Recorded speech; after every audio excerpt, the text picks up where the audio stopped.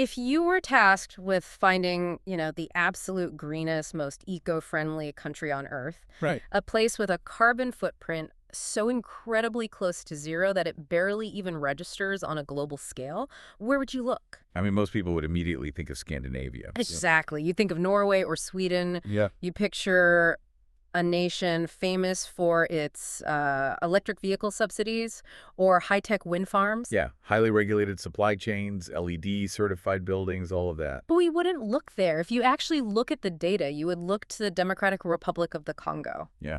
But there is a really horrifying catch to that green metal. And, well, that catch is exactly what we are going to unravel today. Welcome to the deep dive. It's a reality that completely shatters how we, in the industrialized world, think about environmentalism. Right. Because we have this deeply ingrained assumption that being green is a conscious choice. Yes, like it's a luxury. Exactly. We view it as an achievement made by a society that has reached a certain level of comfort, built advanced infrastructure, and can, well, basically now afford to prioritize the planet. But when you actually open up the data on global development, that entire assumption just gets turned upside down. It really does. So today we have an absolute mountain of data sitting in front of us. It's from the United Nations Development Program. Specifically, we're looking at their 2023-2024 Human Development Report. And we are zeroing in on a highly specific custom analytical breakdown of the Democratic Republic of the Congo, or the DRC. And what this data forces us to confront, and I'll warn you, it is deeply unsettling, is this concept of a survival paradox. Yeah, that's the perfect term for it. Right, because we are looking at a nation sitting on a literal mountain of resource wealth. I mean, this is a global giant in the raw materials that the rest of the world uses to build modern technology. Cobalt, copper, diamonds, you name it. Exactly. Yet it is currently paying the ultimate human price, sitting at the very bottom of global development indices. To really visualize what we're looking at today, I think we need an analogy. Oh, definitely. Let's paint a picture for the listener. Okay, so I want you to imagine a massive scale. On the left side of the scale, you have a pristine, tiny green leaf. Okay. This leaf represents the DRC's incredibly low planetary pressure footprint. The UN data puts their carbon emissions at roughly 0.045 tons per capita. 0.045 tons. I mean, just to put that in perspective for you listening, that is essentially a rounding error compared to what the average citizen in North America or Europe emits. Oh, yeah. It is a near-zero burden on the Earth's climate. But that leaf doesn't exist in a vacuum. No, it doesn't. On the right side of your imaginary scale, counterbalance that tiny leaf with a heavy rusting iron chain. Wow, okay. That chain represents a global human development ranking of 170 out of 203 countries. It represents staggering multi-generational poverty, vast inequality, and just systemic struggle. So the overarching mission for us today is to figure out the mechanics of this paradox. Like, how do these two things exist in the exact same physical space? How does the green leaf balance out the iron chain? Exactly. And what we're going to find is a concept that I think is one of the darkest realities of modern economics. This idea of being passive green. Right. Passive green is the crucial distinction here. The DRC isn't emitting carbon because millions of its citizens simply, well, they don't have access to the basic infrastructure that emits carbon. They aren't running massive manufacturing plants. No, they don't have widespread, reliable electrical grids powering middle-class homes. Their eco-friendliness is not by design. It's by default. Exactly. It is the unavoidable byproduct of extreme poverty. It's not a badge of honor. It's a symptom of a systemic failure. So let's start laying down the actual coordinates. To grasp the severity of this paradox, we first need to understand the DRC's absolute baseline compared to the rest of the planet. We need to look at the Human Development Index, the HDI. Yeah. Right. And for anyone who might not read UN reports for fun over the weekend, how does this index actually work under the hood? So the HDI is essentially the ultimate global scorecard. Before the HDI was created, economists mostly just looked at a country's GDP. They just looked at the money. Which doesn't tell the whole story. Not at all. The UN realized that money doesn't automatically translate to a good life. So they created a composite statistic. They took 3 pillars. Okay, what are they? Health, which is measured by life expectancy, education, measured by years of schooling, and standard of living, measured by per capita income. Got it. And they roll those into one number between 0 and 1.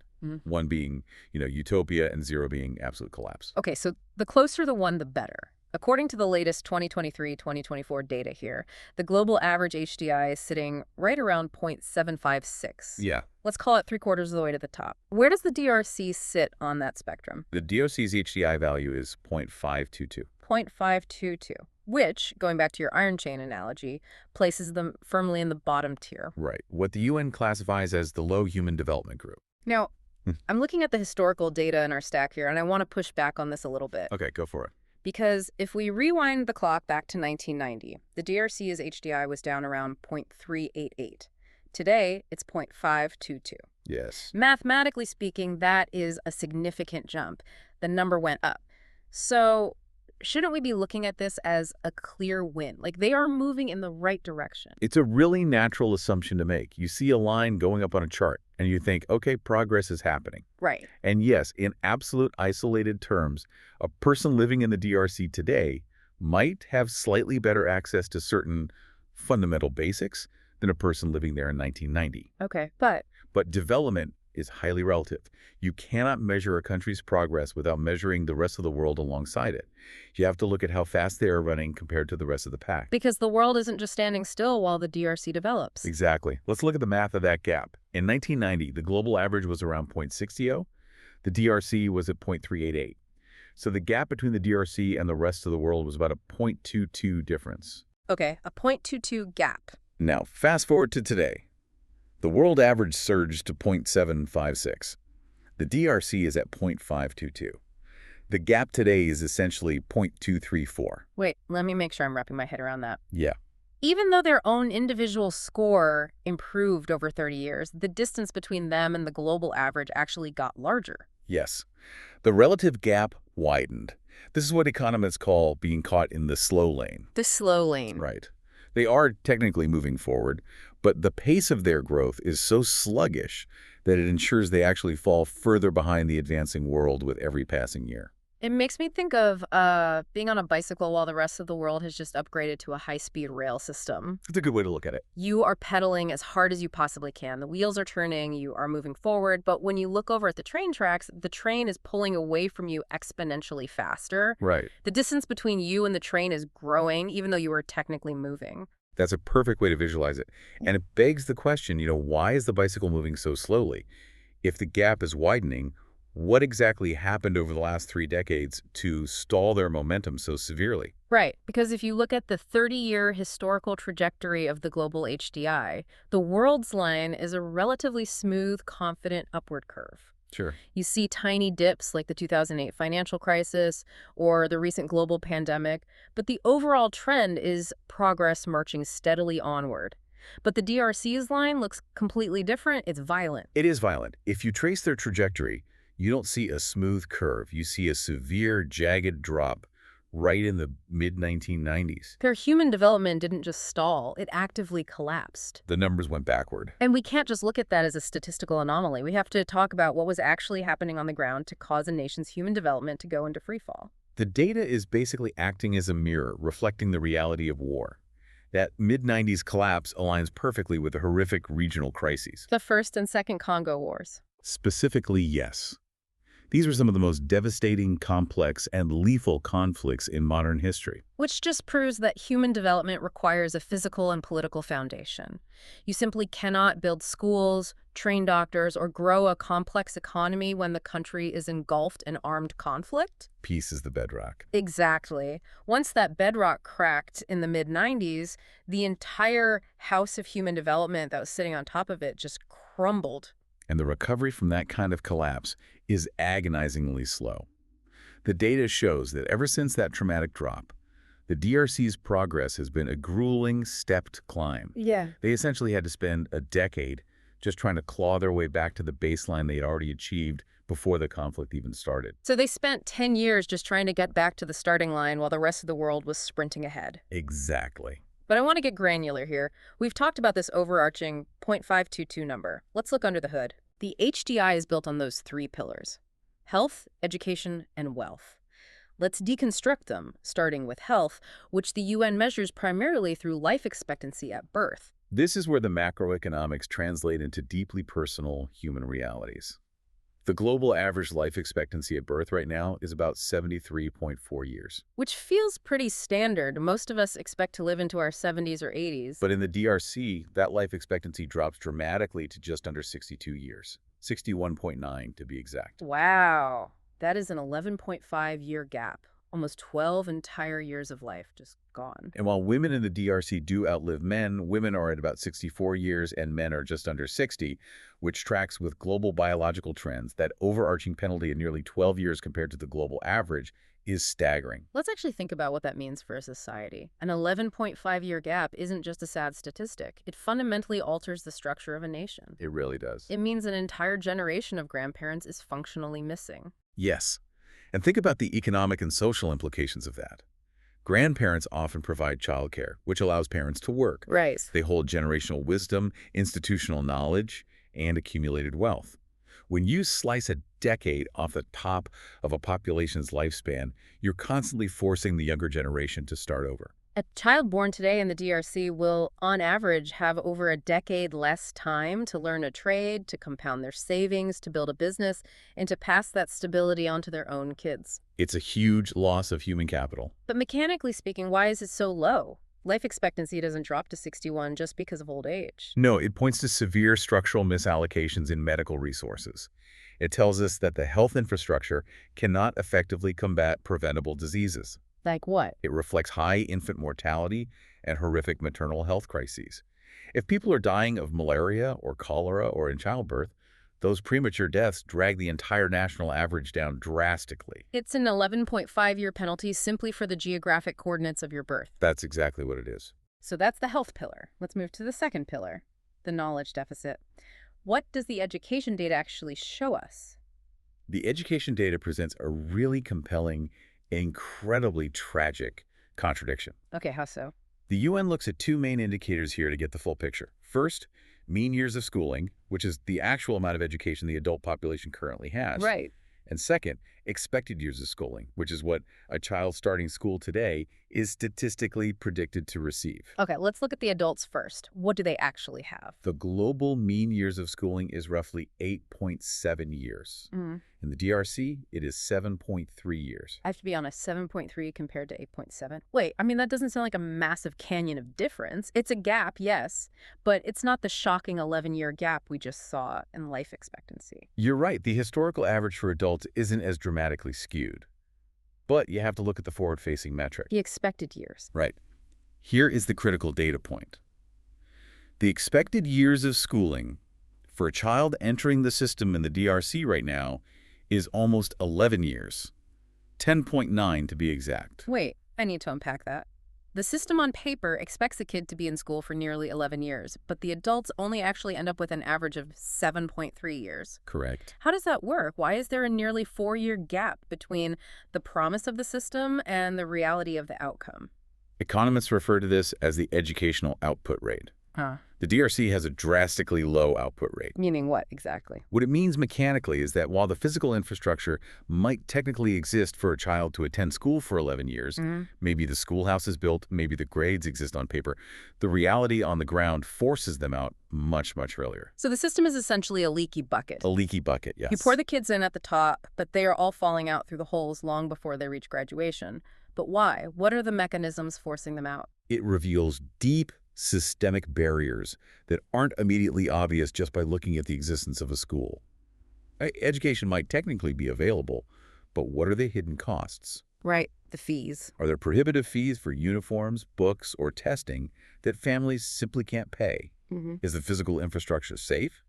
Do children have to walk 5 miles through dangerous territory just to get to a classroom? And I imagine the biggest factor is just the brutal reality of the third pillar we're about to discuss. Poverty. If your family is literally starving, you cannot afford the luxury of sitting in a classroom learning algebra. Precisely.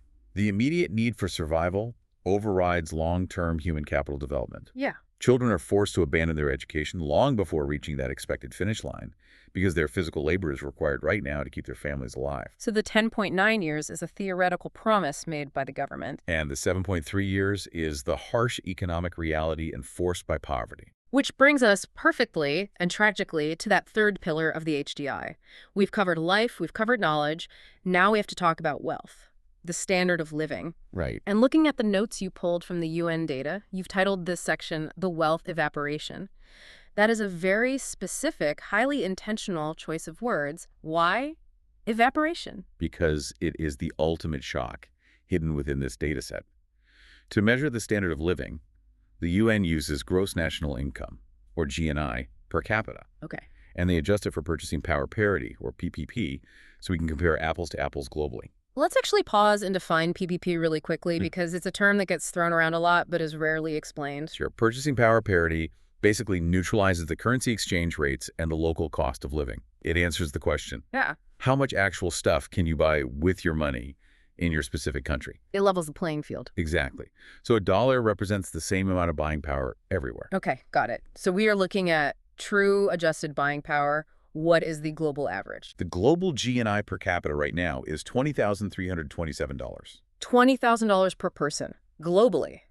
And the DRC. In the DRC, it is an astonishingly low $1,431. Let me just do the mental math on that. I mean, that is roughly a 14-fold difference. 14 times, yes. A person in an average country has 14 times the purchasing power of an average person in the DRC, and we really need to sit with the irony of this. Oh, absolutely. We are talking about the Democratic Republic of the Congo. This is a nation that is famously, almost mythically rich in natural resources: cobalt, copper, diamonds, gold, coltan. Yeah. For a country sitting on trillions of dollars of mineral wealth, to have a per capita income of $1,400 is almost impossible to comprehend. It represents a profound structural disconnect between the wealth of the land and the wealth of the people. Oh, wait, you called it evaporation. Right. Here is the twist that makes that word so accurate. If we look back at the historical UN data, in 1990, the DRC's GNI per capita was actually higher than it is today. Sorry, higher. How is that mathematically possible? How much higher? In 1990, it was $2,104. You have got to be kidding me. So in 1990, it was over $2,000, and today, more than 30 years later, it has shrunk to $1,400.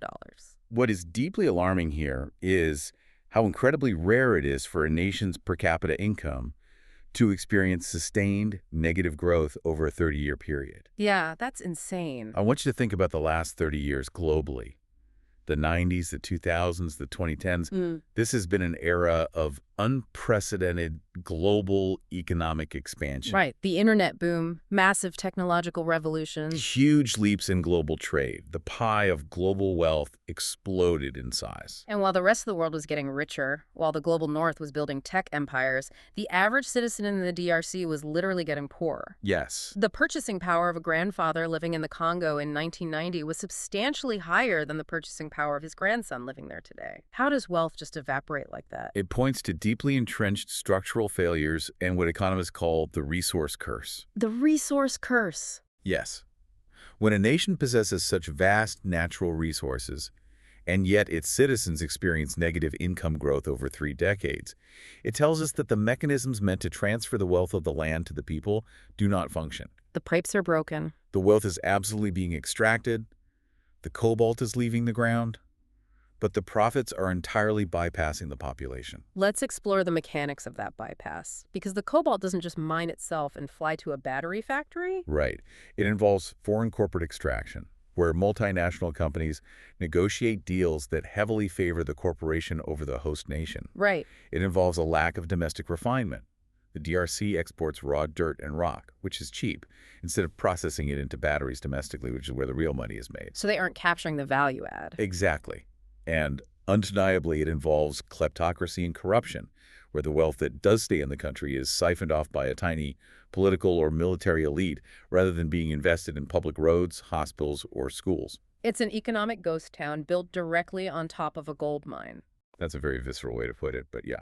So we have 11.5 fewer years of life, a leaky bucket education system that forces kids to drop out to survive, and a per capita income that has actually shrunk by a third since 1990. Yes.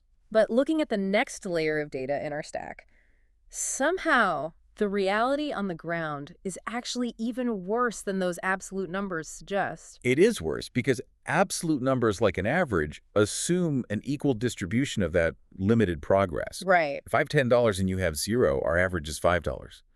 It looks okay on paper, but you are still starving. Exactly. To understand the true lived experience, we have to look at how that very small amount of health and wealth is actually distributed among the population. Right. And the UN has a specific tool for this. This brings us to the concept of the inequality adjusted HDI, or the IHDI. The IHDI is a brilliant, albeit depressing, metric. It takes the standard human development index we just discussed, and it penalizes it or discounts it based on the level of inequality in a country. So it's a penalty score. Yes. If a country had perfect equality, meaning every single citizen had the exact same income, the exact same education, and lived to the exact same age, the HDI and the IHDI would be identical numbers. But because perfect equality doesn't exist anywhere on Earth, the IHDI is always a lower number. It's essentially a penalty score for unfairness. Precisely. And the size of that penalty tells you a tremendous amount about the internal fractures of society. The global average loss due to inequality is about 22%. Okay. So worldwide, humanity loses about a fifth of its development achievements simply because those achievements aren't shared fairly. Okay, so 22% is the global baseline for the inequality penalty. What is the penalty for the DRC? The DRC loses a massive 34.7% of its human development achievements solely due to inequality. Over a third. Over a third of their progress is just wiped off the board because of how unevenly it's distributed. Yes. But we can break that penalty down, right? We can see exactly where the society is fracturing the most. Yes, we can look at the three pillars again. Inequality in life expectancy causes a 30.1% loss. This tells us that health outcomes are very uneven. Some people have access to medicine, many do not. Right. Inequality in education causes roughly a 26.7% loss. Which perfectly tracks with what we were saying earlier about the leaky bucket.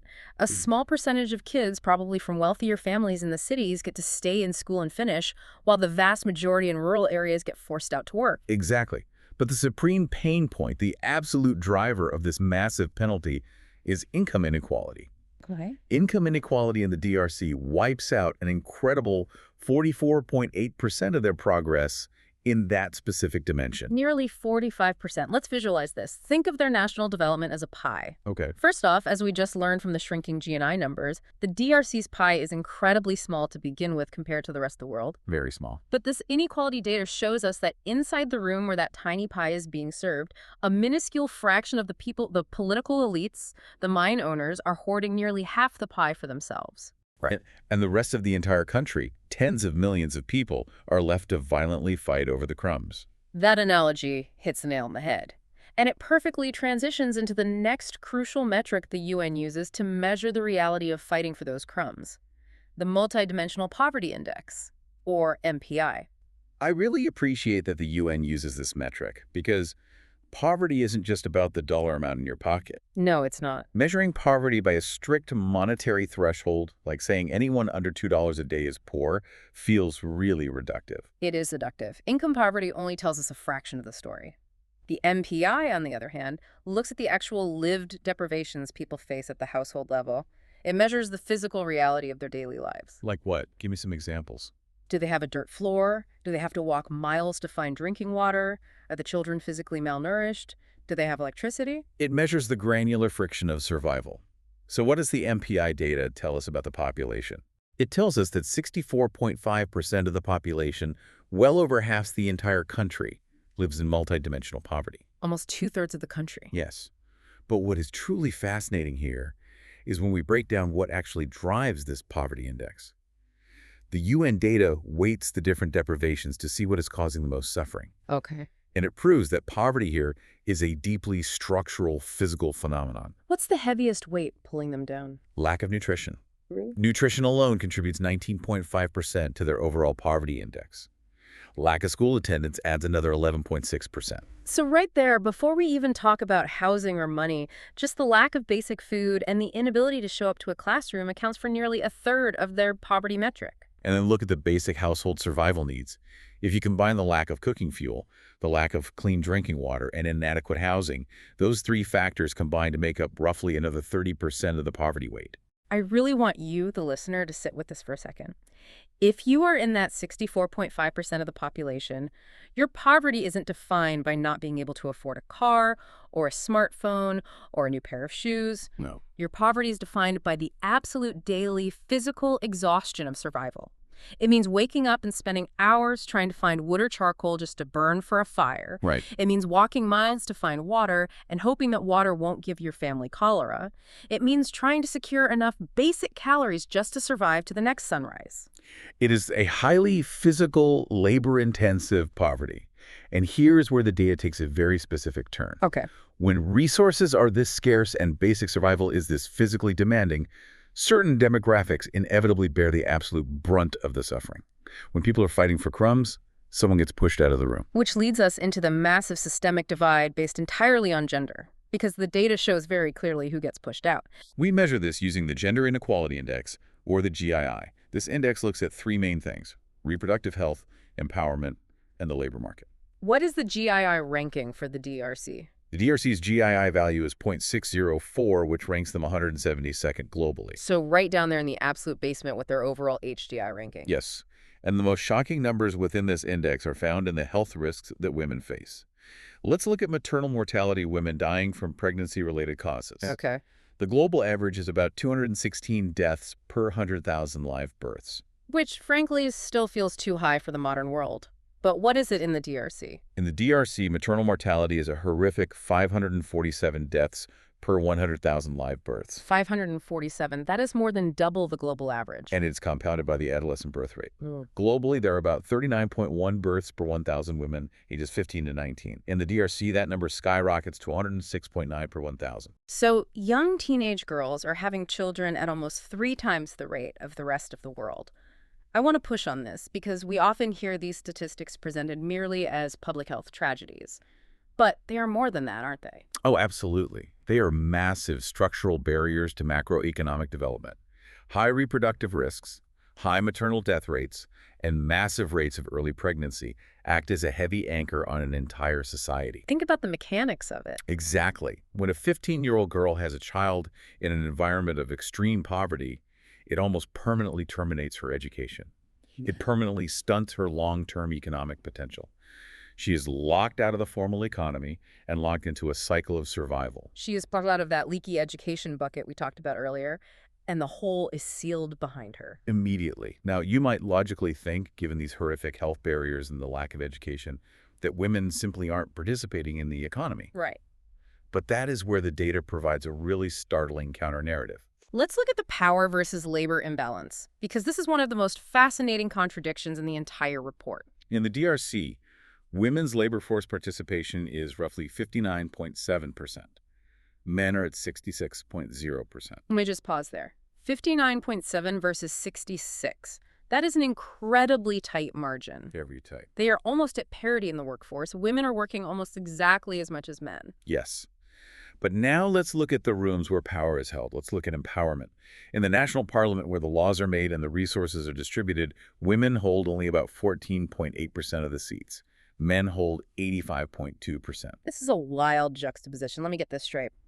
Women are working almost at the exact same rate as men in the labor force, sweating and toiling in the physical economy, but they are essentially ghosts when it comes to making the laws of the country. Basically, yes. They have less than 15% of the political voice. How does that mechanism work? It raises a crucial point about how we interpret data.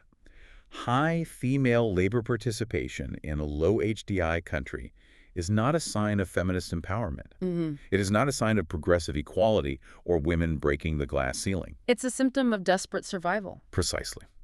Women must work to keep their families alive. They're in the agricultural fields, they're in the informal street markets, they're performing grueling physical labor, and in some cases, they're working in artisanal mining. Yeah. Because if they don't, their children will starve.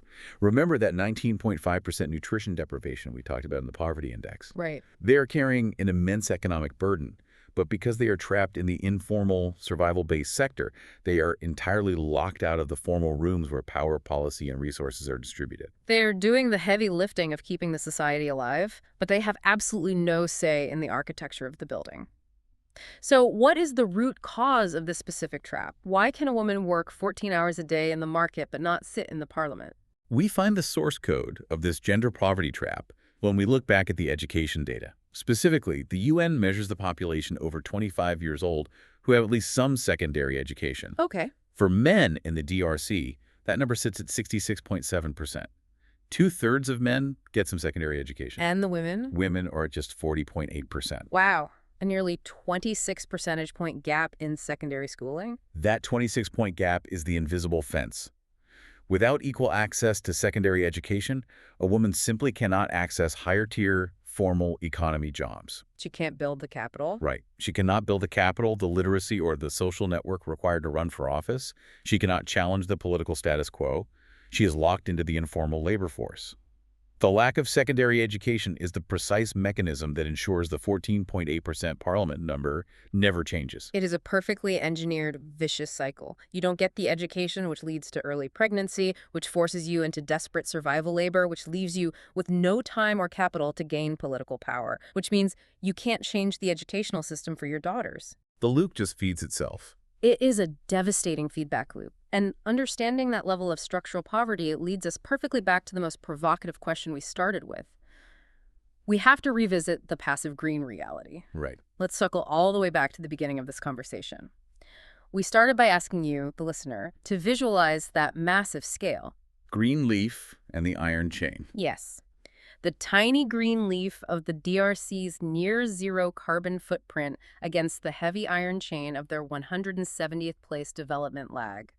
How does the UN actually measure this tension between the planet and human progress? The UNDP recently introduced a highly revealing metric called the Planetary Pressures Adjusted HDI, or the PHDI. It's like the inequality adjustment we talked about earlier, but instead of penalizing a country for unfairness, it penalizes them for environmental destruction. Exactly. It takes a country's standard Human Development Index score and discounts it based on their carbon emissions and material footprint. It forces us to ask, how much damage are you doing to the planet to achieve your current level of human development? Okay, so let's look at the global penalty first. How much does the world drop when we factor in the environment? When you adjust the world's average HDI for carbon emissions and material footprint, the global score drops by a significant 10.1%. So globally, humanity is essentially paying a 10% planet tax on our human development. Our high life expectancies, our comfortable incomes, our modern hospitals, they are heavily subsidized by burning fossil fuels and extracting massive amounts of materials. Yes.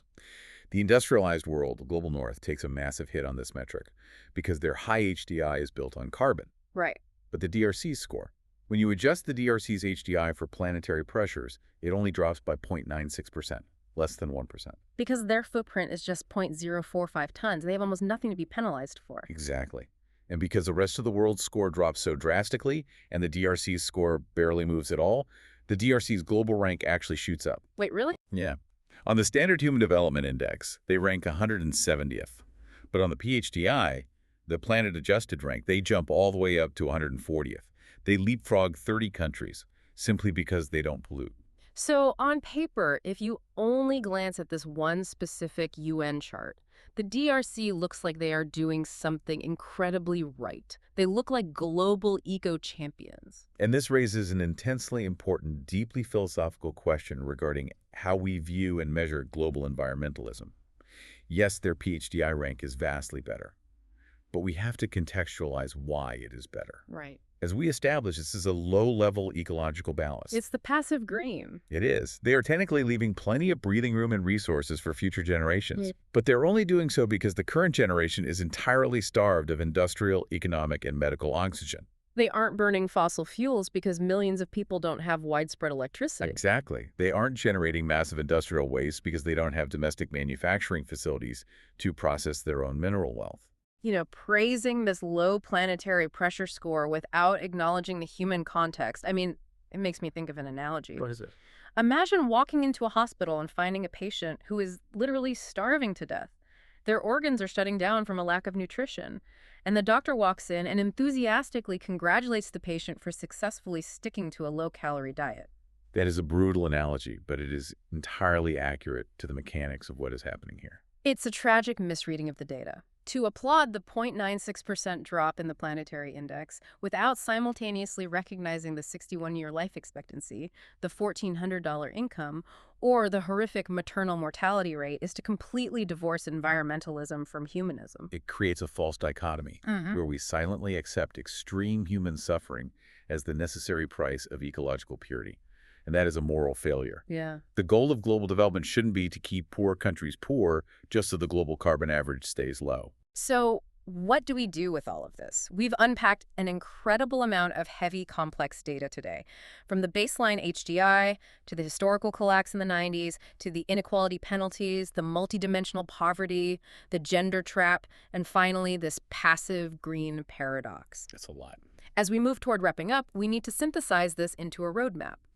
If you are looking at these UN metrics, what are the core policy pillars extracted from this data that could actually break this survival paradox? Based purely on the contours of the data we've analyzed, there are three non-negotiable pillars for progress. Number one, they must translate resource dividends. Translate resource dividends, what does that mean in practice? The systemic, structural failures that allowed per capita income to actually shrink from $2,140s in 1990 down to $1,431 today must be dismantled. The DRC is a mineral superpower. Right. But that raw wealth must be translated into domestic infrastructure and citizen income, rather than just corporate or elite extraction. They have to build domestic refinement capabilities and stop the bleeding of capital. Basically, the gold mine actually needs to pay the people who live above it. You have to build the economic pipes so the wealth flows to the citizens. That's pillar one. What is pillar two? Pillar two is enforce gender parity. The data on the gender poverty trap is undeniable. The nation must aggressively target that female secondary education rate. The one that's currently stuck at 40.8%. Yes, raising that single number is the most effective lever to lower the horrific maternal mortality and adolescent birth rates. If you keep girls in school, you delay pregnancy, you increase their human capital, and eventually you elevate women from informal survival labor into the 85% male-dominated decision-making roles in parliament. Education is the only way to break the invisible fence. You have to get girls into secondary school and ensure they can safely stay there. Okay, so we translate the wealth, we educate the women. What is the third pillar? Number three, bridge internal fractures. The government must directly and aggressively attack the 44.8% income inequality loss we saw in the adjusted index. The pie hoarders. Right. Even if Pillar 1 works, even if new wealth is successfully generated from their resources, if the internal distribution structures aren't fixed, that new wealth will just evaporate into the hands of the same tiny fraction of the population hoarding the pie today. You have to fix the distribution pipes before you turn the water pressure up. Exactly. Otherwise, the pipes will just burst and the elite will catch all the water. Translate resource dividends. Enforce gender parity. Yeah. Bridge internal fractures. Those are the three massive generational tasks ahead. The ultimate takeaway from this mountain of UN data is crystal clear. The DRC does not need, nor should it be praised for, low-carbon poverty. What it desperately needs, and what its citizens absolutely deserve, is just development. Just development, Okay. not just existing on the margins of survival, but actually thriving. As we wrap up this deep dive, I want to leave you, the listener, with a lingering thought to mull over. Yeah. We've spent this entire time talking about the DRC's passive green reality. But let's turn the mirror around for a second and look at the active green reality of the rest of the world. As the global north, as the industrialized world races toward a green energy future, a future of electric cars, massive battery grids, solar panels, and wind turbines, we are becoming increasingly heavily reliant on the vast mineral resources found in places exactly like the DRC. The cobalt in your smartphone, the copper wiring in your house, the lithium-ion battery in your new EV. So you really have to wonder, as we sit in our comfortable homes feeling morally good about lowering our personal carbon footprints and buying electric, are our advanced, eco-friendly lives being secretly subsidized by their lack of development? Wow. Is our shiny, technologically driven green future actively relying on their passive green poverty? Are we able to afford these green transition technologies specifically because the raw materials are kept cheap by a system that keeps the miners in extreme poverty? That's a heavy question. Think back to that perfectly balanced scale we started with. The tiny green leaf on one side, the heavy iron chain on the other. If we are actively extracting their resources to build our green leaves, are we just adding more weight to their chain? We'll leave you to think about that. Thanks for joining us on this deep dive.